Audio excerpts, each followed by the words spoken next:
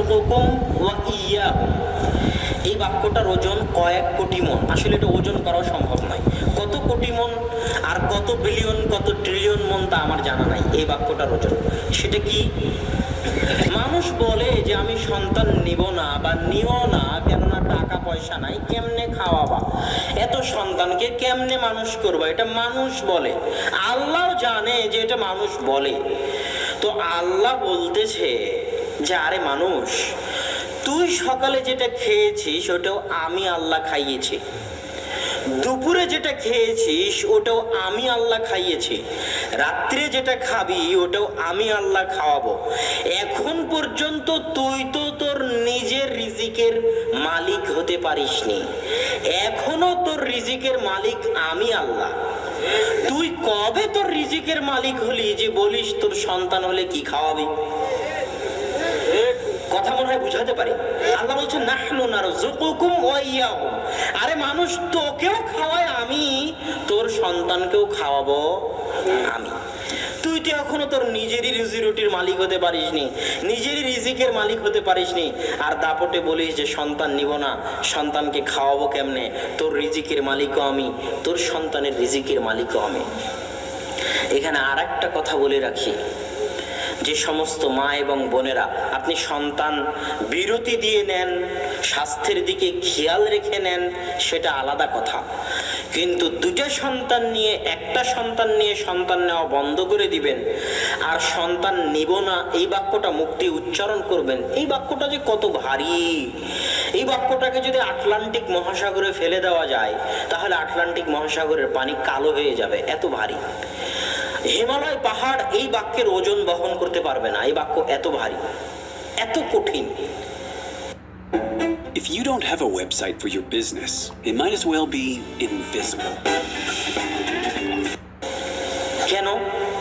সারা পৃথিবীতে যদি এখন কয়েকশো কোটি মানুষ থাকে আর কয়েক লক্ষ বিজ্ঞানী আর কয়েক লক্ষ ডাক্তার থাকে, এরা যদি সব এক জায়গায় একত্রিত হয়, এক মাঠে, কয়েক লক্ষ বিজ্ঞানী, কয়েক লক্ষ ডাক্তার আর কয়েকশো কোটি মানুষ একত্রিত হয়ে যদি মরা পর্যন্ত, কিয়ামত পর্যন্ত চেষ্টা করে, আর স্বামী স্ত্রী যদি পরস্পরে দিনে রাতে 24 ঘন্টায় 1000 বার মিলিত হয়, আর এতগুলো বিজ্ঞানী আর ডাক্তার যদি কিয়ামত পর্যন্ত চেষ্টা করে একটা সন্তান পেটে নিয়ে আসবে, তো কারো বাপের 14 গোষ্ঠীর খাওয়া নাই যদি আল্লাহ না দেয় সন্তান দিতে। তাহলে এই বাক্যটা কতটা ভারী যে সন্তান নিব না। তুই কবে সন্তান নেওয়ার মালিক হলি?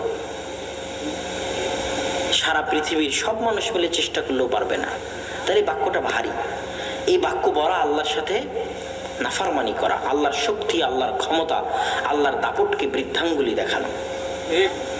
তো সম্মানিত উপস্থিতি, বিবাহ করলে সন্তান হলে রুজি রুটির দরজা কেন উন্মুক্ত হবে? এই কথা বলছিলাম, কেন উন্মুক্ত হবে?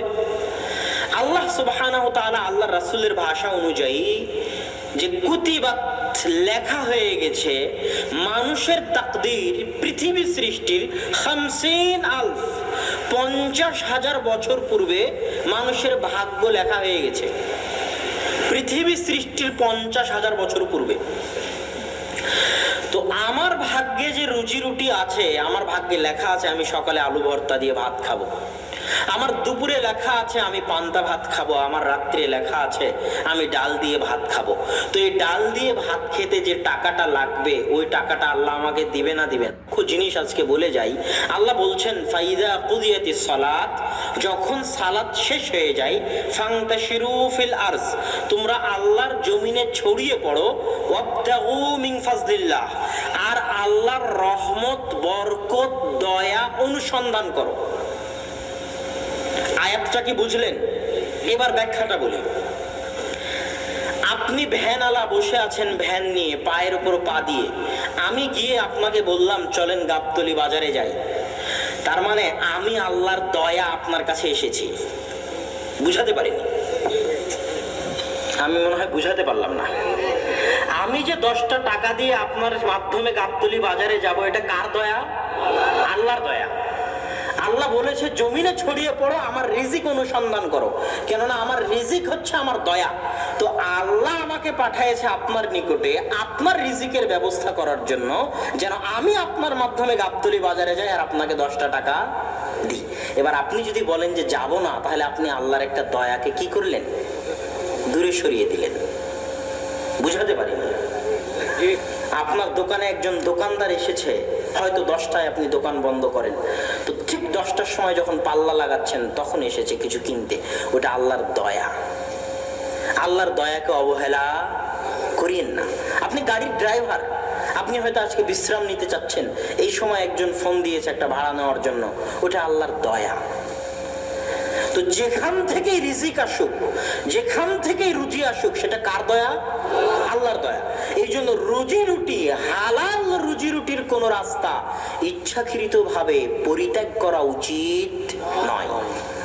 সম্মানিত উপস্থিতি, তো যেহেতু আমাদের রুজি রুটি 50,000 বছর পূর্বে আল্লাহ লিখে রেখেছে, তো এখন আমি যখন বিবাহ করলাম, তো আমার স্ত্রীর ভাগ্যে যদি 3 বেলা গোস্ত মাছ পোলাও লেখা থাকে, তো ওই গোস্ত মাছ পোলাওয়ের টাকাটা আল্লাহ কার মাধ্যম দিয়ে দিবে? আমার মাধ্যম দিয়ে দিবে, কেননা তার রিজিকের দায়িত্ব আমি উঠিয়েছি। এই যে বললো মসজিদে মাদ্রাসায় এতিম আছে, 13টা এতিমের রুজির দায়িত্ব তিনি উঠিয়েছেন। তো 13টা এতিমের ভাগ্যে যা খাবার লেখা আছে, ওই খাবারটা আল্লাহ তার হাত দিয়েই দিবে। এটা আল্লাহর পৃথিবী পরিচালনায় আল্লাহর নীতি। এটা হচ্ছে পৃথিবী পরিচালনায় 1000 বছর থেকে চলে আসা আল্লাহর নিয়ম। আল্লাহ বলছে পৃথিবীতে একটা পিঁপড়াও চলে না, একটা মাছিও চলে না, একটা মশাও চলে না, একটা উট, গরু, ছাগল, ভেড়া, চতুষ্পদ জন্তু, জীবজন্তু, জানোয়ার, যত 1000 কোটি জীবজন্তু জানোয়ার হোক সারা পৃথিবীতে, সকলের প্রত্যেক দিনের কি খেতে হবে, কি রুজি দিতে হবে, সেটা আমার কাছে আছে। ওই চিন্তা কার? চিন্তা আল্লাহ। এই জন্য ওমর রাদিয়াল্লাহু তাআলা আনহু বলছেন, লাউ তাওয়াক্কালতুম আলাল্লাহি হাক্কা তাওয়াক্কুলি, তোমরা যদি আল্লাহর উপর সত্যিকার ভরসা করতে পারো, লারাযাকতুমুল্লাহ, আল্লাহ তোমাদেরকে রিজিক দিবেন, কামা ইয়ারযুকুত তায়র, যেমন আল্লাহ পাখিকে রিজিক দেন। পৃথিবী সৃষ্টির প্রথম দিন থেকে নিয়ে আজ পর্যন্ত, আজকেও পৃথিবীর 1000 লক্ষ কোটি পাখি তাদের ঘর থেকে তাগদু খেমাসা, খালি পেটে বের হয়েছে, ওয়াতারুহু বিতানা, আর আজকে তাদের ঘরে ফিরে এসেছে ভরা পেটে। তো প্রত্যেকদিন তাদের রুজির ব্যবস্থা কে করতেছে? আল্লাহ করতেছে। এবার যখন আপনার একটা সন্তান হবে, ওই সন্তানকে যতদিন আপনি বিবাহ দিয়ে আলাদা না করে দিয়েছেন, ততদিন ওই সন্তানের যা যা প্রয়োজন সেই টাকাটা আল্লাহ কার মাধ্যম দিয়ে দিবে? আপনার মাধ্যম দিয়ে দিবে। একটা হাদিস শুনেন, এই হাদিসটা বলে এই অংশের আলোচনা শেষ করে দিই। সেটা হচ্ছে রাসূল সাল্লাল্লাহু আলাইহি ওয়াসাল্লামের দরবারে একটা ছেলে আহলে সুফফা মসজিদে নববীতে বসে কোরআন এবং হাদিস পড়ে। তার ভাই আল্লাহর রাসূলের কাছে এসে অভিযোগ করেছে, ইশতাকা, অভিযোগ করেছে কি? আল্লাহ রাসূল, ইন্নালি আখ, আমার একটা ভাই আছে, আপনার মসজিদে নববীতে সারাদিন বসে পড়াশোনা করে, আর আমি মুহতারিফ, পেশাজীবী মানুষ, আমাকে খেটে খেতে হয়। আমার ভাই তো আমার কাছে সহযোগিতা করে না, পাল্টা আমাকে আমার ভাইয়ের খাবার, খাদ্যদ্রব্য, রুজি রুটির ব্যয়ভার বহন করতে হয়। আল্লাহ রাসূল, আপনি একটু আমার ভাইকে বলেন না, আমার ভাই যেন আমার কাজে সহযোগিতা করে। তখন আল্লাহ রাসূল বলতেছেন, লাআল্লাকা তুরযাকু বিহি, শুনে রাখো হে সাহাবী, এখন তুমি যে রুজি রুটি টাকা পয়সা উপার্জন করতেছো, এই রুজি রুটি টাকা পয়সা তুমি এই জন্যই উপার্জন করতেছো যে তুমি তোমার একটা ভাই যে মাদ্রাসায় পড়ে তার রিজিকের ব্যয়ভার বহন করো। ওই রিজিকের ব্যয়ভার বহন করার বদৌলতে আল্লাহ তোমার রুজি রুটিতে বরকত দেয়। তুমি যদি এটা বন্ধ করে দাও, তাহলে এখন যা ইনকাম করতেছো এটাতেও তুমি বরকত হারিয়ে ফেলবে, বেশি হওয়া তো বহু দূরের কথা। এই হাদিস স্পষ্ট প্রমাণ করে যে আপনার সন্তান যত বেশি হবে, যতজনের দায়িত্ব আপনি গ্রহণ করবেন, আল্লাহ আপনার তত রুজি রুটিতে ততটা প্রশস্ততা দিবে। আর বিবাহ করলে কেন আরো রহমতের দরজা উন্মুক্ত হয়? রাসূল সাল্লাল্লাহু আলাইহি ওয়াসাল্লাম বলছেন, ওয়া আনফাকার রাজুলু আলা নাফসিহি আও আহলিহি ওয়া ওয়ালাদিহি ওয়া খাদিমিহি ফাহুয়া লাহু।